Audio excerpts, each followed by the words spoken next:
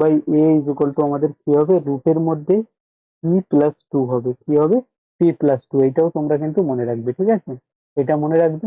তাহলে এই যেটা রয়েছে A square plus one by square 98 হলে A plus one by A is equal to কত হবে, আমরা কি বলবো, এখানে পি এর ভ্যালু কত দেওয়া হয়েছে 98, মানে রুটের মধ্যে কি রাখবো, রুট ওভার 58 প্লাস টু, মানে কত, রুট অফ 100।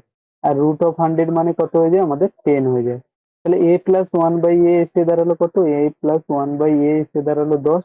তাহলে A plus one by A যদি 10 হয় তাহলে A cube plus one by A cube কি হয়ে যাবে, এটাই মানে কি, এটাই হলো কে।